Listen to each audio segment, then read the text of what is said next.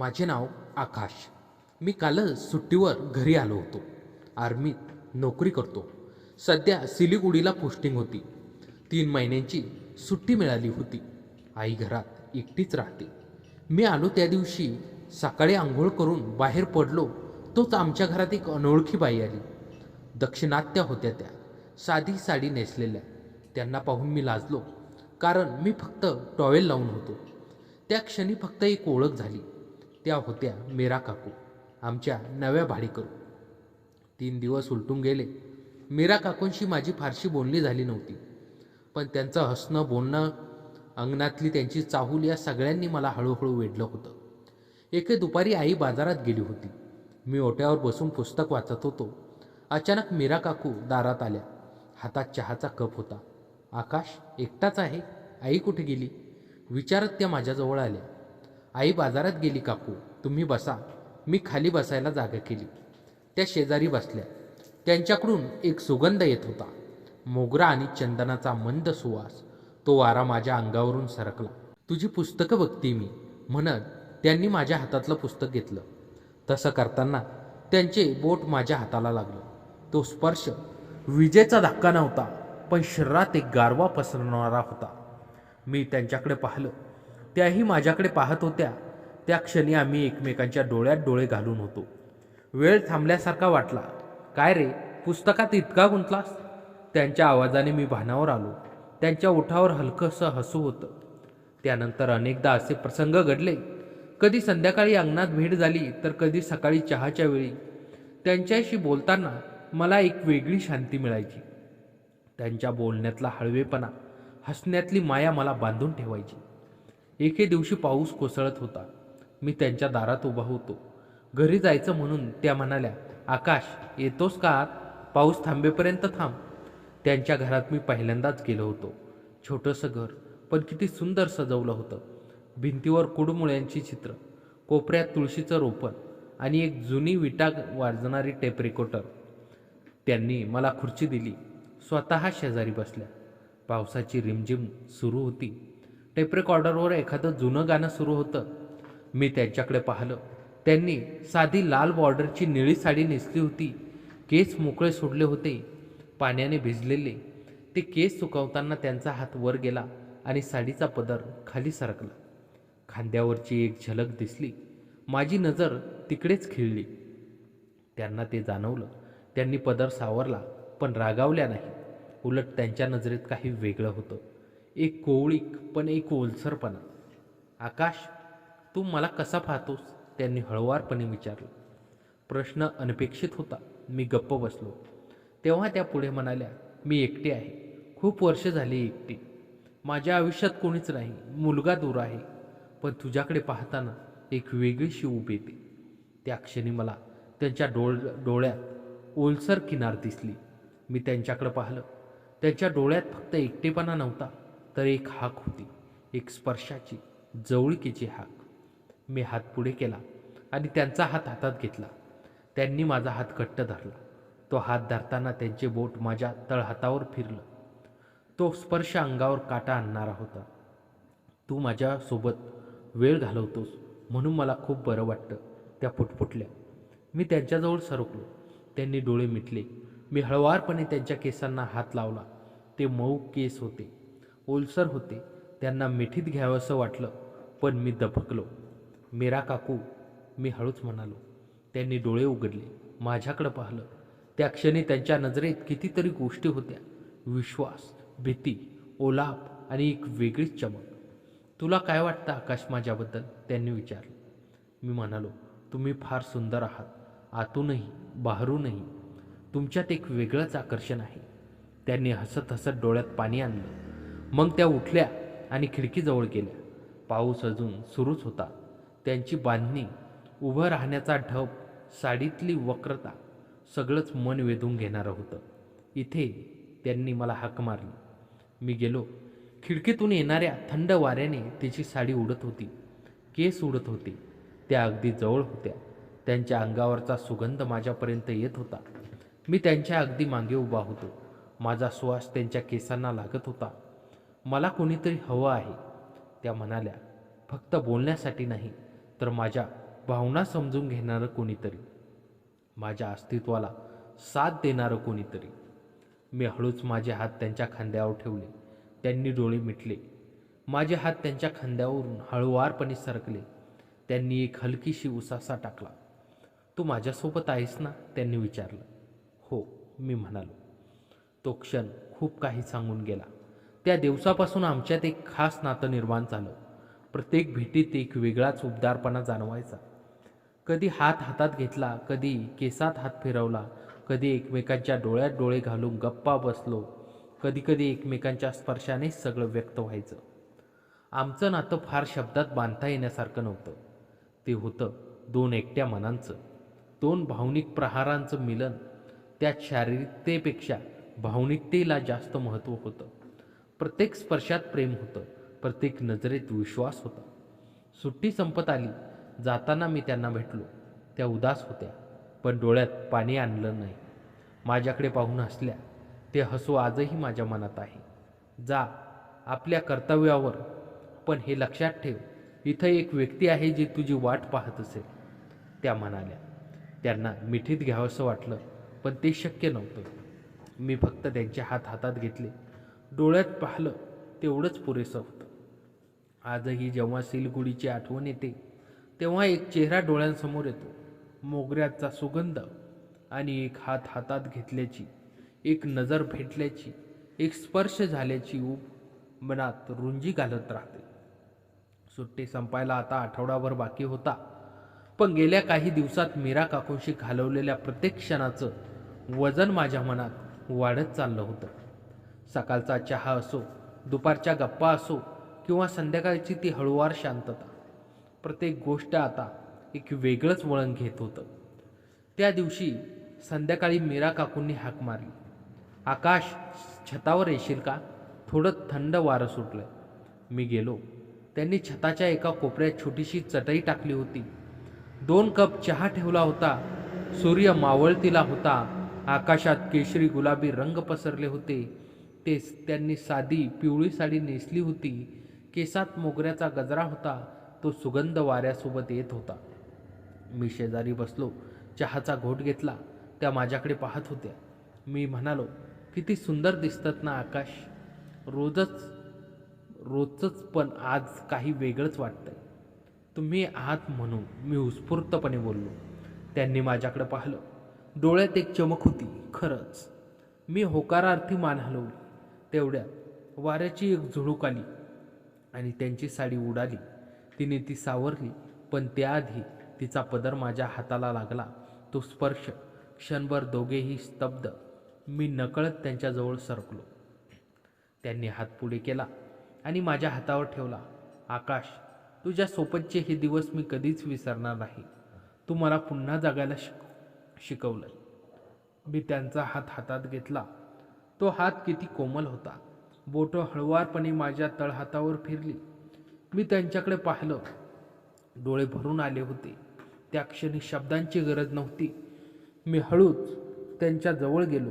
त्यांनी डोकं माझ्या खांद्यावर टेकवलं. तिचे केस माझ्या गालाला स्पर्श करत होते. तो मोगऱ्याचा सुगंध आणि तिच्या अंगावरचा ओलसरपणा. मी डोळे मिटले. बराच वेळ आम्ही तसेच बसलो होतो. सूर्य मावळला. अंधार पसरू लागला, पण आम्हाला काळाचं भान नव्हतं. तिने मान वर करून माझ्याकडे पाहिलं. तिचे डोळे आता ओले होते, पण त्या डोळ्यात एक वेगळीच चमक होती. तू उद्या जाणार आहेस ना? तिने हळूच विचारलं. हो. ती क्षणभर गप्प राहिली, मग म्हणाली, तुझ्याशिवाय मी पुन्हा एकटीच. मी तिचा हात घट्ट धरला. मीरा, मी कुठे जातोय? मी तुझ्यासोबतच आहे, नेहमीच. तिने हसायचा प्रयत्न केला, पण ते हसू ओलं होतं. मी हळूच तिच्या गालावरचा ओलसरपणा पुसला. तिने माझा हात थांबवला आणि तोच हात तिने तिच्या गालाशी घट्ट दाबला. तिचा स्पर्श, तिचा उबदारपणा माझ्या अंगावरून सरकला. मीरा, मी पुटपुटलो. तिने डोळे मिटले. मी तिच्या जवळ गेलो. आता आमच्यात फार अंतर नव्हतं. तिचा श्वास मला जाणवत होता.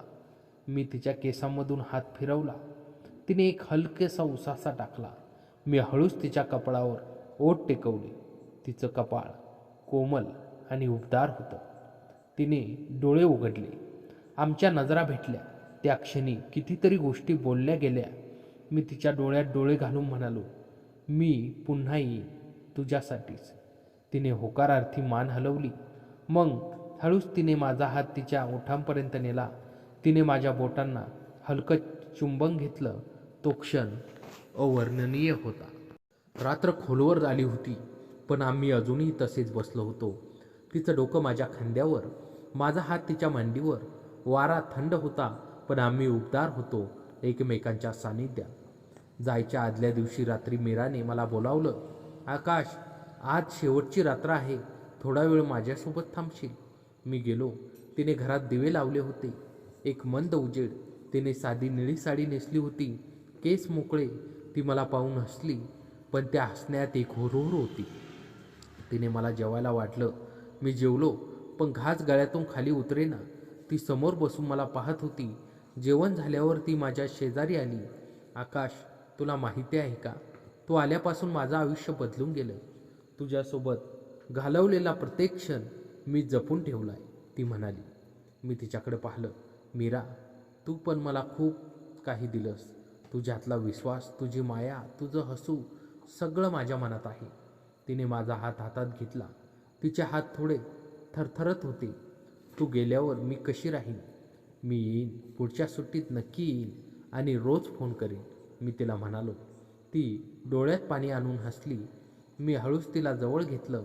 ती माझ्या छातीशी डोकं लावून रडू लागली. मी तिच्या पाठीवरून हात फिरवला. तिचे केस, तिची पाठ, तिचा स्पर्श, सगळं जणू काही मनात कोरून ठेवावं असं होतं. बराच वेळ तसेच रडल्यावर ती शांत झाली. मग तिने मान वर करून माझ्याकडे पाहिलं. तिचे डोळे लाल झाले होते, पण तरीही ती सुंदर दिसत होती. मी तिच्या डोळ्यात पाहिलं. तिच्या डोळ्यात प्रेम होतं, विश्वास होता आणि एक हळुवार वेदना होती. मी हळूच तिच्या गालाला हात लावला. तिने डोळे मिटले. मी तिच्या ओठावर बोट फिरवलं. ती थरथरली. मग मी हळूच तिच्या कपाळावर, नाकावर, गालावर ओठ टेकवले. प्रत्येक स्पर्शात प्रेम होतं, जपणूक होती. ती माझ्याजवळ येऊन माझ्या छातीशी डोकं लावून बसली. मी तिला मिठीत घेतलं. तिचा उबदार श्वास माझ्या छातीवर जाणवत होता. मी तिच्या केसांत बोट फिरवली. तो मोगऱ्याचा सुगंध अजूनही होता. ती रात्र आम्ही जवळपास जागूनच काढली. कधी गप्पा मारल्या, कधी एकमेकांकडे पाहत बसलो, कधी हातात हात घेऊन शांत बसलो. शेवटी पहाटे ती माझ्या खांद्यावर डोकं ठेवून झोपी गेली. मी तिला हलक्या हाताने खाली झोपवलं, उशी दिली, तिच्या केसावरून हात फिरवला. ती झोपेतही हसली. मी तिच्या कपाळावर शेवटचं चुंबन घेतलं. येईन मीरा, नक्की येईन, मी फुटफुटलो. 6 महिने उलटून गेले. रोज फोनवर बोलणं सुरू होतं. प्रत्येक संध्याकाळी तिचा आवाज ऐकणं ही माझी सवय झाली होती.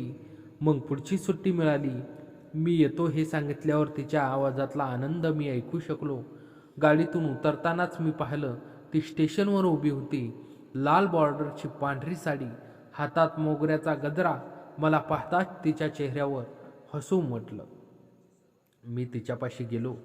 आम्ही एकमेकांकडे पाहत होतो. कितीतरी गोष्टी बोलायच्या होत्या, पण शब्द फुटेना. मी हळूच तिचा हात हातात घेतला. तिने माझा हात घट्ट धरला. तो स्पर्श, 6 महिन्यांची ओढ संपली होती. घरी आल्यावर आई भेटली, पण माझं लक्ष फक्त तिच्याकडेच होतं. संध्याकाळी आई झोपली की मी मीराकडे गेलो. तिने दार उघडताच आम्ही एकमेकांना पाहिलं. मी हळूच तिला मिठीत घेतलं. तिने मला एकदम घट्ट घट्ट मिठी मारली. तिचा सुगंध, तिची उबदारता परत एकदा माझ्यात सामावली होती. या, ती म्हणाली. आम्ही आत गेलो. तिने चहा केला, पण चहा थंड झाला, कारण आम्ही एकमेकांकडे पाहतच बसलो होतो. मग ती माझ्या शेजारी आली. मी तिचा हात हातात घेतला. तिने डोकं माझ्या खांद्यावर टेकवलं. खूप दिवस झाले, ती पुटपुटली. हो, पण आता आहेच मी म्हणालो. ती माझ्याकडे पाहून हसली. तिच्या डोळ्यात तेच प्रेम होतं, तोच विश्वास होता. मी तिच्या केसांत हात फिरवला. तिने डोळे मिटले. मी तिच्या गालावरूनही हात फिरवला. ती थरथरली. मग हळूच मी तिच्या ओठावर बोट ठेवलं. तिने डोळे उघडले. आमच्या नजरा भेटल्या. मीरा, मी पुटपुटलो. तिने हात पुढे करून माझा चेहरा हातात घेतला. तिचे हात कोमल होते. तिने हळूच माझ्या कपाळावर, डोळ्यावर, नाकावर ओठ टेकवले. प्रत्येक स्पर्शात लाखो शब्द होते. मी तिला जवळ घेतलं. ती माझ्या छातीशी डोकं लावून शांतपणे हसली. ती रात्र पुन्हा एकदा आमची होती. खिडकीतून चांदणं डोकावत होतं. वारा हळुवार सुटला होता. मोगऱ्याचा सुगंध सगळीकडे पसरला होता आणि आम्ही होतो एकमेकाच्या सावल्यामध्ये हरवलेले. 6 महिने उलटून गेले. आकाशच्या प्रत्येक सुट्टीत तो मीराकडे यायचा. त्यांचं नातं आता फक्त 2 व्यक्तीमधलं प्रेम नव्हतं, तर एकमेकांच्या आत्म्याची ओळख झाली होती. पण नियतीला काही वेगळंच मंजूर होतं. त्या दिवशी सकाळी आकाशच्या आईने हाक मारली, "आकाश, मीराचा मुलगा आदित्य आलाय बघ पुण्याहून, बायकोसोबत आला." आकाशच्या काळजाचा ठोका चुकला. त्याला वाटलं आता काहीतरी वेगळं घडेल. संध्याकाळी तो ओट्यावर बसला होता. समोरून आदित्य आणि त्याची बायको प्रिया आली. आदित्यने हसूनच विचारलं, "तुम्हीच आकाश? आईने खूप आवडीने सांगितलंय तुमच्याबद्दल. तू तिच्यासाठी खूप चांगला मित्र आहेस म्हणे." आकाशला काहीतरी कसं तरी झालं. तो हसला. रात्री मीराने त्याला बोलावलं. ती उदास होती. "आकाश, आदित्य आलाय." त्याला काही शंका आली का कोण जाणे. पण त्याने मला विचारलं, "तू कोण आहेस?" मी सांगितलं, "आमच्या घरचा मुलगा आहे." पण त्याच्या डोळ्यात काही वेगळं दिसलं मला. ती म्हणाली. आकाशने तिचा हात हातात घेतला. "काळजी करू नको, मी आदित्यशी बोलतो." पण तसं होऊ शकलं नाही. दुसऱ्या दिवशी सकाळी आदित्य थेट आकाशकडे आला. त्याच्या चेहऱ्यावर प्रश्न होते. "आकाश, मी काल रात्री तुला आईच्या खोलीतून बाहेर पडताना पाहिलं. खूप रात्र होती. सांग नेमकं काय चाललं?" आदित्यनं सगळं विचारलं. आकाशच्या तोंडातून शब्द फुटेना. तो गप्प राहिला. आदित्य समजूतदार होता. तो म्हणाला, "मला माहिती आहे. आई एकटी आहे. तिला सोबतीची गरज आहे. पण हे योग्य नाही. तू तिच्या वयाचा नाहीस. हे गावाला कळलं तर?" आकाशने डोळ्यात पाणी आणून म्हटलं, "मला माहिती आहे आदित्य. पण तुझी आई फक्त एकटी नव्हती. ती दुःखी होती. मी तिला फक्त आनंद द्यायचा प्रयत्न केला. आमच्यातलं नातं फक्त शरीराचं नव्हतं, तर मनाचं होतं." आदित्य क्षणभर गप्प राहिला. मग म्हणाला, "मला समजतं. पण आता पुरे. तू तुझ्या ड्युटीवर जा. मी आईला पुण्याला घेऊन जातो. तिथं ती आमच्यासोबत राहील." हे ऐकून आकाशच्या पायाखालची जमीन सरकल्यासारखी झाली. त्याच्या डोळ्यासमोर अंधार आला. तो धावतच मीराकडे गेला. मीरा रडत बसली होती. "आकाश, आदित्य मला पुण्याला घेऊन जातोय. उद्या सकाळी निघायचंय," ती रडत म्हणाली. आकाश तिच्यापाशी गेला. तिला जवळ घेतलं. ती त्याच्या छातीशी डोकं लावून रडत होती. तिचे अश्रू त्याच्या अंगावर पडत होते. प्रत्येक अश्रू आगीचा ठिणगेसारखा भासत होता. "मीरा, रडू नकोस. हे असंच व्हायचं होतं. आपल्याला माहिती होतं की हे नातं कायमचं नाही." आकाश तिला समजावत होता. पण स्वतःच डोळ्यात पाणी होतं त्याच्या. तिने मान वर करून त्याच्याकडे पाहिलं. तिचे डोळे लाल झाले होते, पण तरीही ती सुंदर दिसत होती. "तुझ्याशिवाय मी कशी राहीन? तू माझा श्वास झाला आहेस." आकाशने तिचा चेहरा हातात घेतला. तिचे अश्रू त्याच्या बोटांवर पडत होते. "मीरा, ऐक. आपलं नातं कधीच संपणार नाही. तू पुण्याला गेलीस तरी मी येत राहीन. फोनवर बोलत राहीन. पण आता आपल्याला हे अंतर मान्य करावं लागेल." तिने डोळे मिटले. तिच्या ओठावर एक क्षीण हास्य उमटलं. "शेवटची रात्र आहे ना आज?" आकाशने होकारार्थी मान हलवली. तिने त्याचा हात हातात घेतला. "मग ती रात्र फक्त आम्ही आपली असू दे. उद्याचा विचार नको." ती रात्र अविस्मरणीय होती.